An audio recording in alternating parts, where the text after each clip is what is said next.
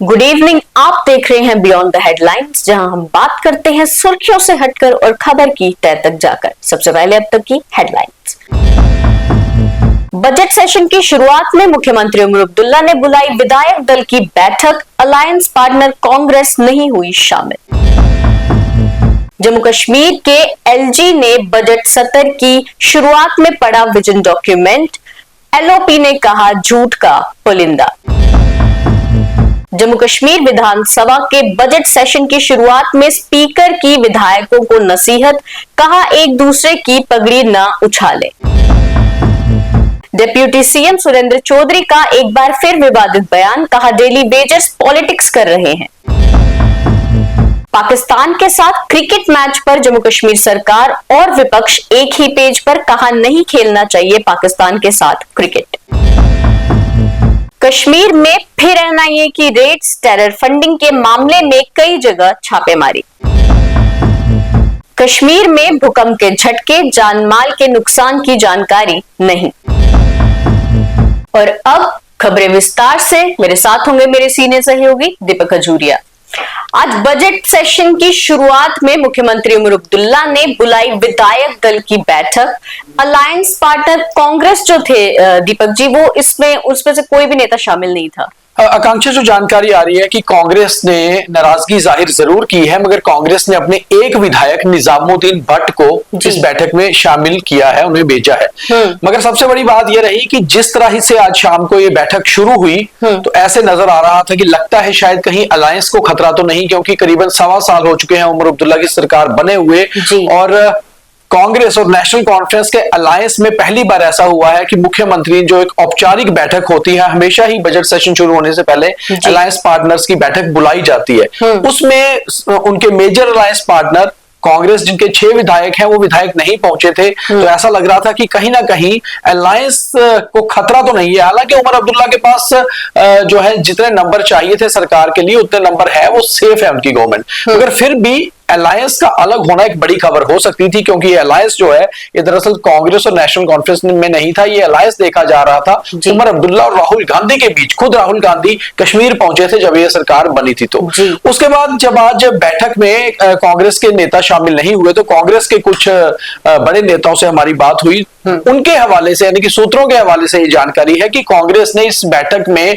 शामिल ना होकर अपनी नाराजगी जताई है, और उन्होंने अपना कंसर्न शो किया है चीफ मिनिस्टर उमर अब्दुल्ला को और उनकी सरकार को, और ये कहा है इनडायरेक्टली कि हर फैसले में कहीं ना कहीं अलायंस पार्टनर को बीच में रखना चाहिए था, जो शायद उमर अब्दुल्ला या उनके मंत्री नहीं कर रहे हैं। कांग्रेस ने शुरू में ही ये कहा था कि वो जब तक स्टेटहुड वापस नहीं आता वो सरकार का हिस्सा नहीं बनेंगे, यानी कि वो कोई मिनिस्ट्रियल बर्थ नहीं लेंगे, मगर साथ ही साथ उन्होंने ये भी कहा था कि हम पूरी सपोर्ट उमर अब्दुल्ला की सरकार को देते रहेंगे। कांग्रेस की तरफ से आज भी बयान यही आया है। कांग्रेस के कुछ नेताओं से मेरी बात हुई है, उनका कहना है कि हमारी सपोर्ट कांग्रेस को, कांग्रेस की सपोर्ट जो है वो नेशनल कॉन्फ्रेंस की सरकार को है, और जम्मू कश्मीर की उमर अब्दुल्ला सरकार में अलायंस पार्टनर कांग्रेस है। मगर कांग्रेस ने यह भी दूसरी ओर कहा कि कहीं ना कहीं एक नाराजगी भी उमर अब्दुल्ला और उनकी सरकार से कांग्रेस को थी, और ये नाराजगी ये थी कि बहुत सारे डिसीजंस में अलायंस पार्टनर को पूछा ही नहीं जाता। और दूसरी जो खबरें निकलकर आकांक्षा आ रही थी वो ये भी थी कि कांग्रेस के विधायकों ने भी ये नाराजगी जताई थी अपनी पार्टी के भीतर कि जम्मू कश्मीर सरकार में उनके विधायकों के काम नहीं होते, यानी कि अगर वो काम लेके कोई मंत्रियों के पास जाते हैं या चीफ मिनिस्टर के पास जाते हैं तो उतना तवज्जो नहीं दिया जाता जितना कि नेशनल कॉन्फ्रेंस के विधायकों और उनके नेताओं के काम होते हैं। तो कहीं ना कहीं अलायंस पार्टनर का एक कंसर्न था, जो आज उन्हें नाराजगी के रूप में शो किया, और केवल अपने एक विधायक निजामुद्दीन भट्ट को ही बैठक में भेजा, जबकि कांग्रेस विधायक दल के नेता और जम्मू कश्मीर कांग्रेस के प्रदेश अध्यक्ष तारिक हमीद करा, जो खुद विधायक है, वो भी इस बैठक में शामिल नहीं हुए। तो कहीं ना कहीं एक चीज तो नजर आ रही है कि हल्की सी खटास सामने नजर आई है दोनों अलायंस पार्टनर में, और आने वाले दिनों में एक खटास बढ़ सकती है। अब देखना यह होगा कि नेशनल कॉन्फ्रेंस के लोग इसको किस तरह से लेते हैं। जी बिल्कुल। तो वहीं जम्मू कश्मीर के एलजी मनोज सिन्हा ने बजट सेशन की शुरुआत में विजन डॉक्यूमेंट पढ़ा, एलओपी ने दीपक जी से झूठ का पुलिंदा कहा है। देखिए, leader of opposition Sunil Sharma से जब हमने ही सवाल किया था आज असेंबली के जो एलजी स्पीच के बाद कि एलजी स्पीच कैसी थी, तो उन्होंने कहा कि दरअसल लेफ्टिनेंट गवर्नर साहब ने जो स्पीच पढ़ी है वो सरकार का विजन डॉक्यूमेंट है, और विजन डॉक्यूमेंट होता है कि सरकार का क्या विजन है काम करने के लिए लोगों को लेकर। तो उन्होंने साफ कहा कि विजन डॉक्यूमेंट दरअसल विजनलेस है और झूठ का पुलिंदा है। अब कहीं ना कहीं लेफ्टिनेंट गवर्नर ने जो भी ये विजन डॉक्यूमेंट पढ़ना होता है वो विजन डॉक्यूमेंट को तैयार किया होता है दरअसल स्टेट गवर्नमेंट ने, सरकार ने, और ये एक परंपरा रही है हमेशा से। जब भी कोई बजट सेशन शुरू होता है, जो स्टेट के गवर्नर होते हैं या अब जम्मू कश्मीर यूटी है जो यहाँ के लेफ्टिनेंट गवर्नर है, वो पहले दिन की शुरुआत सेशन की अपना जो गवर्नमेंट का डॉक्यूमेंट होता है उसको पढ़ के करते हैं। उनकी स्पीच दरअसल लिखी हुई होती है, गवर्नमेंट द्वारा तैयार की गई होती है, और वो वहां पर एड्रेस करते हैं कि मेरी सरकार ने ये काम किए हैं। तो उन्होंने आज जब ये स्पीच पढ़ी तो उस स्पीच को पढ़ तो लेफ्टिनेंट गवर्नर रहे थे, मगर ये स्पीच थी उमर अब्दुल्ला सरकार की बनाई हुई उनके कामों को लेकर। तो उस समय जब वो स्पीच में वो चीजें बता रहे थे कि ये काम हुए, ऑपोजिशन के लोग उसको सुन भी रहे थे, और जैसे ही ये सेशन खत्म हुआ उनका, उसके बाद सीधे विपक्षी नेता विपक्ष सुनील शर्मा ने सीधे सीधे ये कह दिया कि ये विजन डॉक्यूमेंट दरअसल विजनलेस है, झूठ का पुलिंदा है। अब देखना ही होगा कि कल से असेंबली सेशन शुरू होगा और क्या जो बीजेपी ने आज सवाल उठाए हैं विजन डॉक्यूमेंट पे, क्या इसको लेकर जब बीजेपी के विधायकों ने कल उनकी डिबेट पर स्पीच करनी है, क्या वो उसमें भी ये चीजें लेकर आते हैं, ये देखना बहुत अहम होगा। जी, तो वही जम्मू कश्मीर विधानसभा में आज बजट सेशन की शुरुआत में ही स्पीकर ने विधायकों को नसीहत दे दी। उन्होंने कहा कि एक दूसरे की पगड़ी ना उछाले। तो दीपक जी, उनको ये क्यों बोलना पड़ा? देखिए, अब्दुल रहीम राठौर जो स्पीकर हैं जम्मू कश्मीर विधानसभा के, दरअसल 7 टाइम एमएलए हैं, बहुत ही सीनियर हैं, उम्र में भी बड़े हैं और लंबा समय उनका पॉलिटिक्स में रहा है। खुद भी फाइनेंस मिनिस्टर रहे हैं 2-3 बार, 7 बार विधायक रहे हैं। पिछला जो सेशन आकांक्षा हुआ था श्रीनगर में, एक छोटा 4 दिन का सेशन, या फिर जम्मू में पिछला जो मार्च का सेशन था, उसमें हमने देखा था कि बहुत सारे लोगों के काम काज की जो बिल्स होते हैं, रेजोल्यूशन होते हैं, या जो सवाल आए होते हैं, उस पर बहस से ज्यादा विपक्ष और पक्ष आपस में लड़ता रहा था, और कई विधायकों को मार्शल आउट करना पड़ा था। अंदर बहुत सारा कई चीजों को लेकर बवाल भी मचे थे। उसको देखते हुए जैसे ही आज सेशन की शुरुआत होनी थी, आज दरअसल पहले दिन सवाल जवाब नहीं होते, पहले दिन केवल ऑबिचुरी रेफरेंस होती है, मगर उससे पहले जैसे ही सेशन शुरू हुआ तो चीफ मिनिस्टर भी वहां थे, लीडर ऑफ ऑपोजिशन भी थे, सभी एमएलए भी वहां मौजूद थे। तो स्पीकर ने अपना जो शुरुआती एक स्पीच थी उनकी, शॉर्ट सी ब्रीफ सी, उसमें उन्होंने साफ तौर पे कहा कि मैं ये चाहता हूं कि इस बार का सेशन बहुत अच्छा रहे,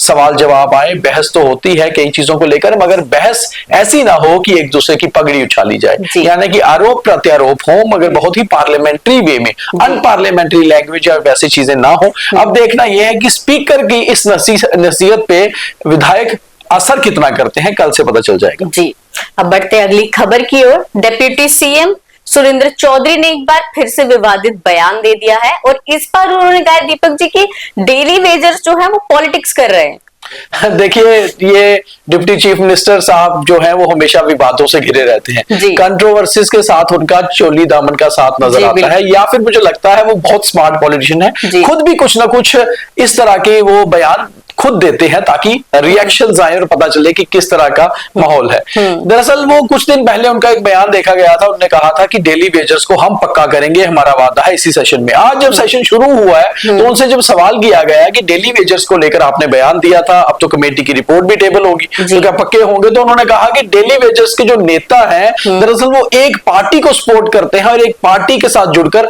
सियासत करते हैं। तो ऐसे में बात एक साफ आती है कि दरअसल डेली वेजर्स की जो यूनियंस है, उनके जो नेता है वो तो उनके लिए बात करेंगे ही, तो अगर वो अपने हक के लिए बात करते हैं तो आप उनको सियासत से जोड़ रहे हो। और दूसरी बात उन्होंने ये कही कि उनको लगाया भी हमने था और पक्का भी हम ही करेंगे। तो ऐसा तो है नहीं, क्योंकि डेली वेजेस तो पिछले 25 सालों से लगते आए हैं, उसके बीच में कांग्रेस की सरकार भी रही है, बीजेपी की सरकार भी रही है, पीडीपी की रही है, तो ऐसा तो है नहीं कि सभी को नेशनल कॉन्फ्रेंस ने लगाया है, और अगर वो अपने खाते में डाल रहे हैं तो फिर पक्का करने का राइट भी उनका है। अब देखना यह है कि अपने बयान से हर बार बदलते रहते हैं चौधरी साहब। अब इस बार के सेशन के अंदर वो अपने बयान को लेकर on the floor of the house daily Vaser को लेकर क्या कहते हैं, क्योंकि डेली वेजर की भी आंखें गड़ाई हुई हैं उन्होंने इस बार के सेशन पे कि आखिर सरकार क्या फैसला लेती है उनके सामने, ये देखना बहुत अहम होगा। जी, तो वहीं इंडिया पाकिस्तान मैच को लेकर सरकार हो या विपक्ष हो, वो दोनों ही सेम पेज पर है दीपक जी। उनका कहना है कि इंडिया को पाकिस्तान के साथ मैच नहीं खेलना चाहिए? बिल्कुल आकांक्षा जी, आज मेरी बात, पहले मैंने डिप्टी चीफ मिनिस्टर से ये सवाल पूछा मैच को लेकर, उन्होंने भी कहा कि मैच को लेकर मैं कुछ नहीं कहना चाहता, नहीं खेलना चाहता पाकिस्तान तो हमें क्यों खेलना है। फिर leader of opposition Sunil Sharma से बात हुई तो उन्होंने भी कहा कि हम कौन सा बाएं फैलाए पाकिस्तान का स्वागत कर रहे हैं, नहीं खेलना चाहते तो बिल्कुल हमें उनके साथ खेलना ही नहीं चाहिए और सभी रिश्ते तोड़ने चाहिए। सतीश शर्मा जो स्पोर्ट्स मिनिस्टर हैं जम्मू कश्मीर के, उनसे जब ये सवाल मैंने पूछा कि क्या हमें पाकिस्तान के साथ खेलना चाहिए क्योंकि पाकिस्तान ना कर रहा है T20 वर्ल्ड कप में हमारे साथ खेलने को, तो उन्होंने भी कहा कि अगर पाकिस्तान ना कर रहा है तो हमें तो पहले जो मैच खेले वो भी नहीं खेलने चाहिए थे, क्योंकि जिस तरह के हालात हमारे बने थे पहलगाम में ऑपरेशन सिंदूर, अगर हम उनसे बातचीत नहीं कर रहे हैं तो फिर खेल भी क्यों खेलना चाहिए। तो इस एक ऐसे मुद्दे पर, क्रिकेट के मुद्दे पर, भारत और पाकिस्तान के मुद्दे पर मैंने देखा कि नेशनल कॉन्फ्रेंस हो या बीजेपी, उनका एक ही मत था। तो जम्मू कश्मीर में तकरीबन पार्टियों का यही मानना है कि मैच नहीं होना चाहिए, खेलना ही नहीं चाहिए। जी बिल्कुल।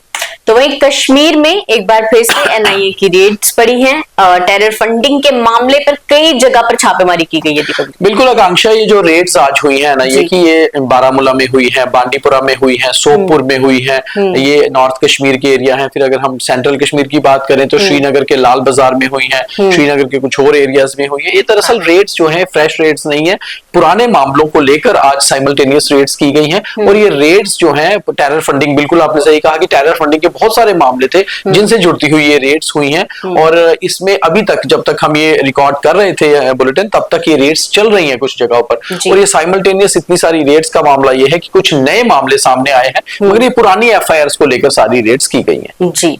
तो वहीं कश्मीर में भूकंप के झटके महसूस किए गए, लेकिन जान माल का कोई नुकसान नहीं हुआ है, किसी की जान नहीं गई है दीपक जी।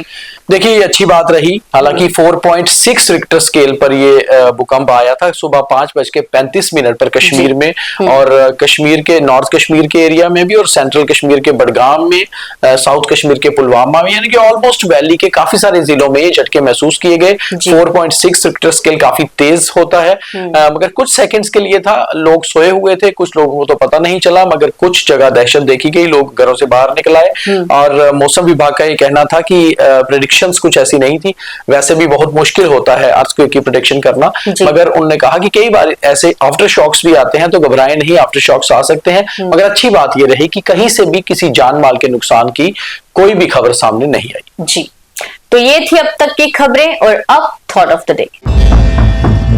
किरदार की फितरत है कि फूल कुछ नहीं कहते, वरना कभी कांटों को मसल कर देखिए।